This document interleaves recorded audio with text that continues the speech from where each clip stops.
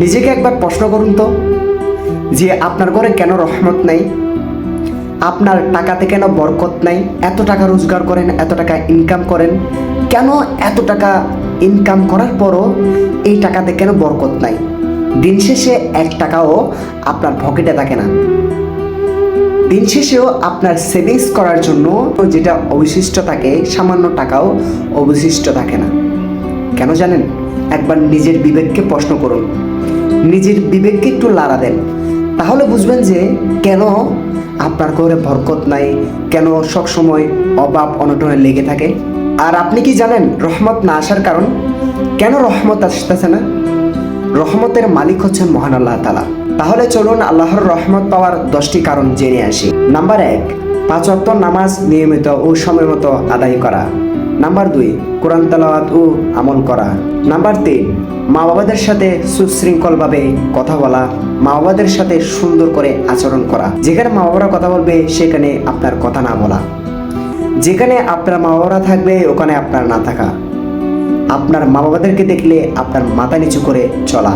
Number 4, মেহমান, এতিম ও গরিবদের সাথে দয়া ও সহানুভূতি দেখানো। বর্তমানে আমাদের সমাজে প্রচলিত মেহমান আসলে মানুষরা নিষ্ঠুরভাবে তাকিয়ে থাকে, ওদের সাথে খারাপ বিহেভ করে, মনে করে তাদের রিজিকটা বা তাদের খাবারটা ওই মেহমান নিয়ে যাচ্ছে। অথচ দেখেন, যে মেহমানটা তার ঘরে এসেছে, বরকত নিয়ে এসেছে, ওনার রিজিক উনি নিয়ে এসেছে, অথচ তাদের রিজিক দ্বিগুণ করার জন্য ওই মেহমানটি এসেছে। অথচ আল্লাহ রসুলের ঘরে যখন মেহমান আসতো তিনি অনেক খুশি হয়ে যেতেন।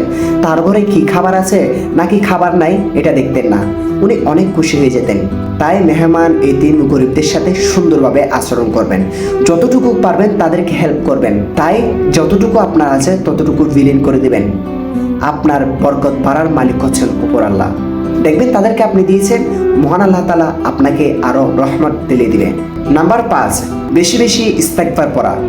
যত বেশি আপনি ইস্তেগফার পড়বেন তত বেশি আপনার যতগুলো গুনাহ আছে ততগুলো গুনাহ জুড়তে থাকবে।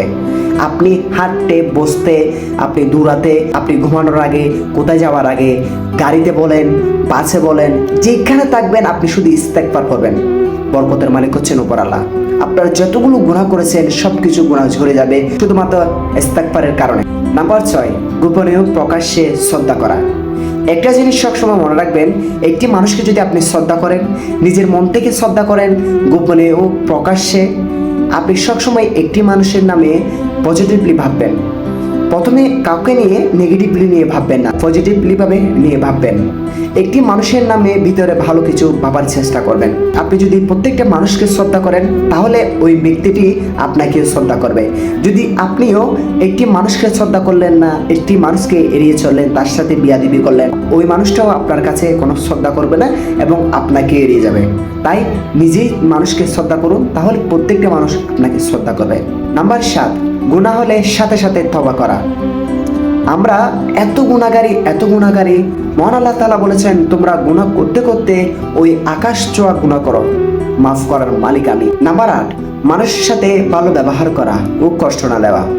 একটি জিনিস, একটি মানুষকে যদি আপনি কষ্ট দেন তাহলে ওই ব্যক্তিটি আপনাকে সব সময় যদি নিজের মুখ থেকে না দেয় তাহলে মন থেকে একটুখানি হলে আপনাকে অভিশাপ দিবেন, কারণ অজান্তে ওই ব্যক্তিটিকে কষ্ট দিয়েছেন। তাই নিজে কষ্ট পেতে শিখুন, অন্যকে কষ্ট দিবেন না। নাম্বার 9, আল্লাহর নিয়ামতের জন্য শুকরিয়া করা। আপনি খোঁজ নিয়ে দেখুন, আপনি যতটুকু ভালো আছেন, যতটুকু সুস্থ আছেন, সুন্দরভাবে খেতে পাচ্ছেন, সুন্দরভাবে আপনার ফ্যামিলিটা চালাতে পারছেন, আপনি খোঁজ নিয়ে দেখুন।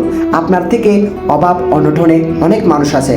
তাই হাঁটতে, বসতে, ফিরতে আল্লাহর শুকরিয়া করুন। যতটুকু, আপনি যদি ডাল ভাত দিয়ে খান তাহলে শুকর করুন। অনেকে ডাল ভাতও খেতে পারছে না, তাই আল্লাহর নিয়ামতের জন্য সবসময় হাঁটতে বসতে শুকরিয়া করুন। আল্লাহ যা দিয়েছে তার জন্য আলহামদুলিল্লাহ, আলহামদুলিল্লাহ। নাম্বার 10, সব সময় দোয়া করা। আপনার আশেপাশে মুরব্বীদের জন্য দোয়া করা, আপনার ভাই বোনদের জন্য দোয়া করা, আপনার পিতামাতার জন্য দোয়া করা, আপনার পিতামাতার জন্য তাদের গুনাহ মাফ হওয়ার জন্য দোয়া করা। সব সময় আপনি প্রত্যেকটা মানুষের জন্য দোয়া করবেন, যারা ইন্তিকাল করেছেন তাদের জন্য দোয়া করবেন। তাই এই নিয়মগুলো চলার চেষ্টা করবেন, ইনশাল্লাহ আল্লাহ তাআলার নিয়ামত আপনার কাছে ভরপুর হয়ে যাবে। মহান আল্লাহ তাআলা এমন নিয়ামত দিতে জানে, শুধুমাত্র আপনি চাওয়ার বাকি। তাই সুন্দরভাবে আল্লাহর কাছে চান, আল্লাহর নিয়ামত দিয়ে আপনাকে ভরপুর করে দেবে।